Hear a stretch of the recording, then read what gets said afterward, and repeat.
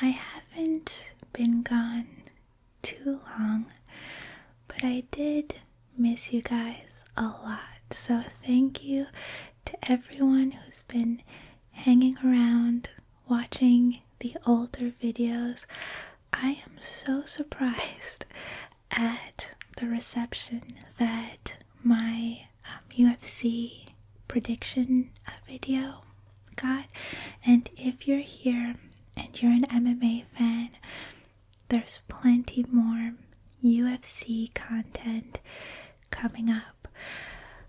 I'm still recovering a little bit from being sick, so today's video might be a little shorter than usual. You'll know better than me at this point by looking at the timestamp, the length of the video.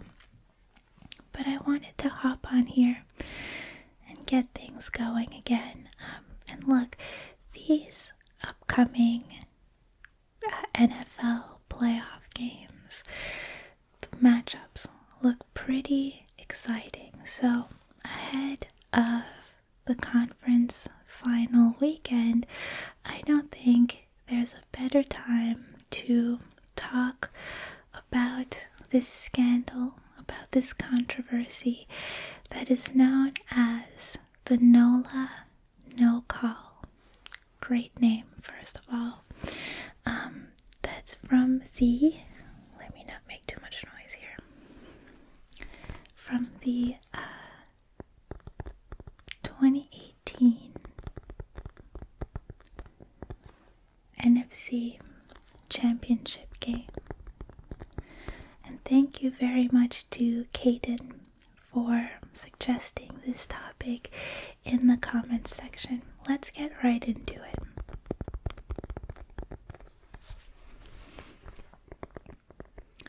So I should make it clear that this game, this was the NFC Championship game for the 2018 season. So it actually happened in January of 2019, 5 years ago. It was between the LA Rams, coached by Sean McVay, and the New Orleans Saints, coached by Sean Payton. And there was already a bit of heat between the two teams going into this game. In the 2018 season, the Rams and the Saints met in week 9. The Rams at that point were 8-0, and the Saints were 7-1. And there was that famous moment in the fourth quarter where Michael Thomas scored a 72-yard touchdown, and then he sort of did the Joe Horn cell phone celebration, where he went under the goalpost, grabbed a cell phone from there. Thomas was fined $30,000 for unsportsmanlike, or what is it, excessive celebration, I think is the actual penalty. But it also just pissed off the Rams. It didn't help that the Saints broke the Rams' perfect record in that game.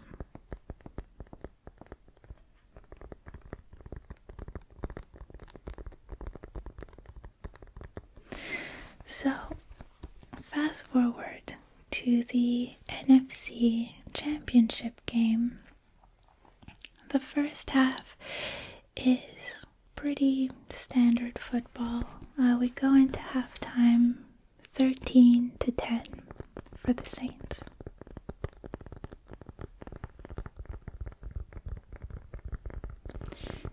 In the third quarter, each team scores a touchdown. So it's 2017. And in the fourth quarter, the Rams get inside the red zone, but they end up having to go for the field goal to tie the game. So it's 2020.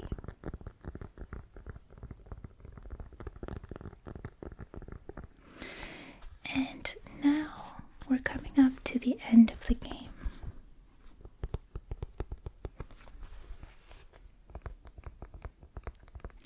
The Saints have possession, and they get to the Rams' 13-yard line.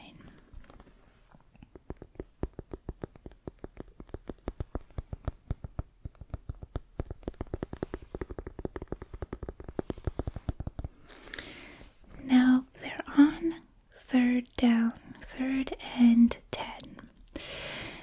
And there's less than 2 minutes to go, so if the Saints get a first down on this 3rd and 10, they run down the clock, they attempt a field goal, and they're all but guaranteed a spot at the Super Bowl. So the Saints snap the ball. Dree Brews drops back and he throws the ball to the right sideline where Tommy Lee Lewis is. He's around the 6-yard line when the ball is supposed to reach him. But before the ball gets to Lewis, Nickel Roby Coleman just smashes into him. It's a nasty looking hit, and we'll get into that a little bit more. But you can see right in the original broadcast angle, real time, both the side judge and the down judge are looking directly at the play. They've got a clear view, but they call it an incomplete pass. There's no flag on the play. And look, I've got no skin in the game, but I don't think that even die-hard Rams fans can argue that that wasn't worthy of a penalty. Roby Coleman clearly was way ahead of the ball. I think it was Troy Aikman who, in the moment, he was calling the game, and in the moment he said, you know, if Roby Coleman was aware of where the ball was, that would have been an interception. 100% of the time, he could have turned the play over in that moment. But the fact is that he was just playing the man. He had no regard to where the ball was.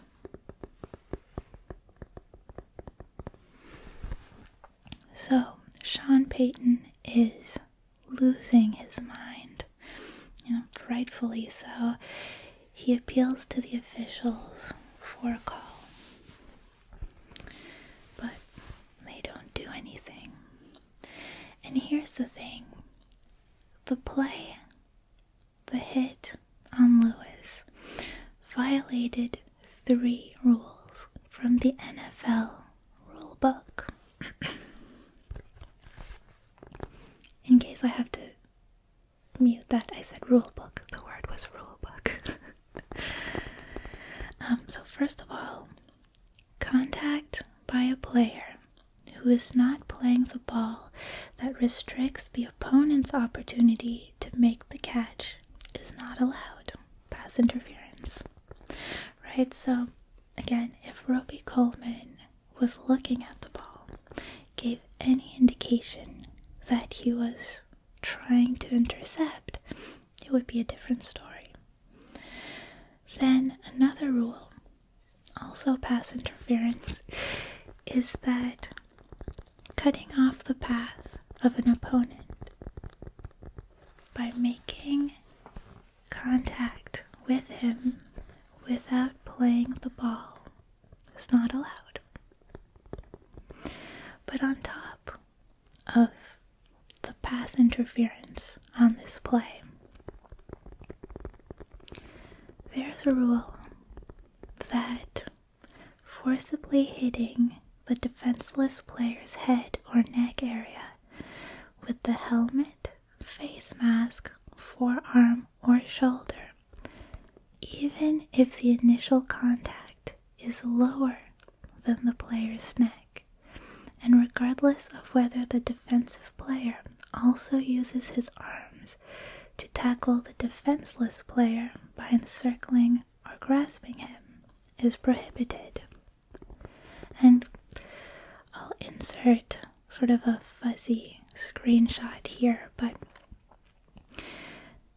the idea is that even if, you want to make the argument that Robbie Coleman's fingertips touched Lewis a split second before the head-to-head contact, you're still not to go for the helmet like he did. Lewis was completely defenseless. He had his eyes on the ball.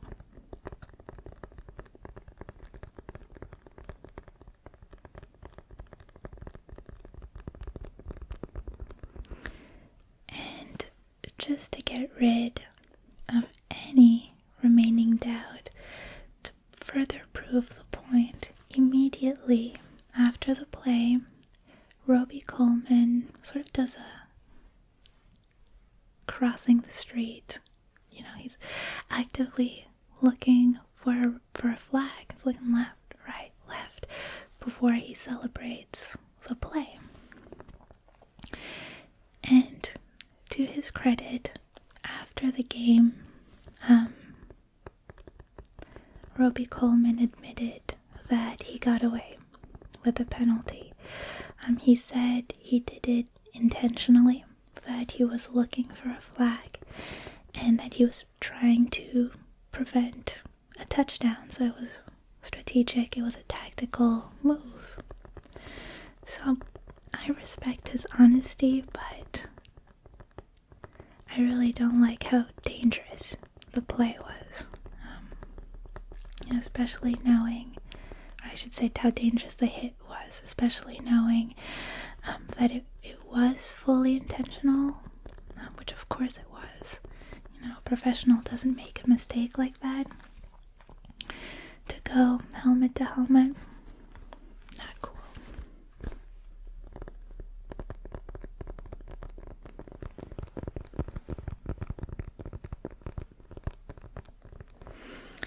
Now, had the penalty been called, as it should have been, the Saints would have been granted a first down at the 6-yard line with a minute and 45 seconds left in the game. And the Rams only had one timeout left. So, if you math it out, the Saints could have run the clock down to about 10 to 15 seconds. And then they could have taken a short field goal. And their win probability, if the penalty had been called, was 98%. But after the non-call, their win probability fell to 78%. That's according to Brian Burke of ESPN.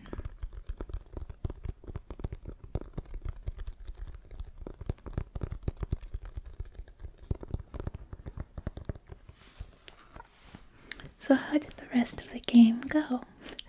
Well, the Saints could not get a touchdown. They did manage a field goal, which brought the game to 23-20, putting the Saints in the lead. And there was 1 minute and 41 seconds remaining. But, again, this would not be a big controversy if there wasn't a but. The Rams went on a 9-play drive. They kicked a field goal with 15 seconds left in the game. It was a 48-yard field goal.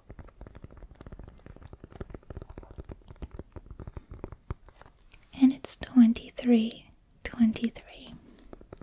The Saints take a knee on the next possession, and the game goes to overtime. Now, in overtime, the Saints win the coin toss. They elect to receive the kickoff.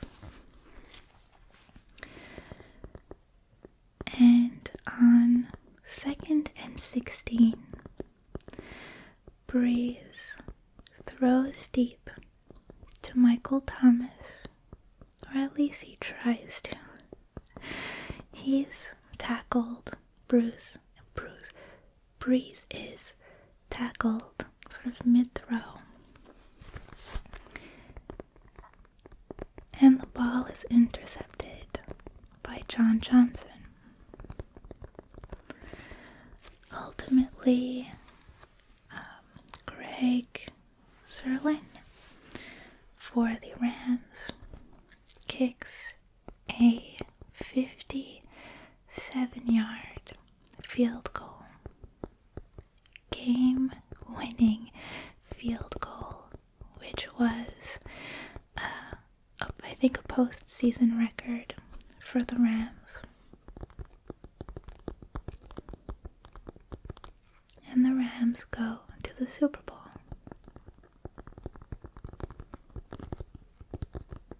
Of course, we know that they ended up losing the Super Bowl to the New England Patriots. But 5 days after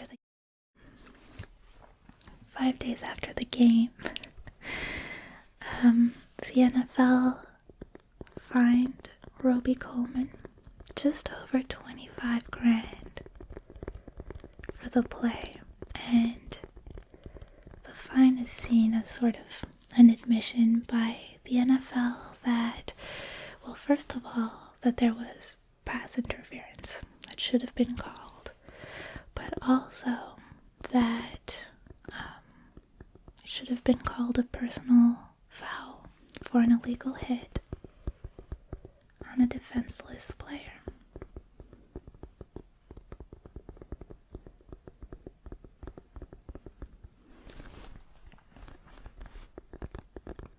Defenseless receiver, I should say. Then in March of 2019, so just a couple months after the game, and as a direct consequence of the game, the NFL proposed like a trial rule change where penalties and pass interference calls or no calls would be reviewable. But in the end, the rule change was reverted at the end of the 2019 season. So really, nothing came out of it, and it's just one of those frustrating moments in sports where an organization acknowledges a huge problem and then just says, whoopsie, it's part of the game, rather than to, bother making a real change.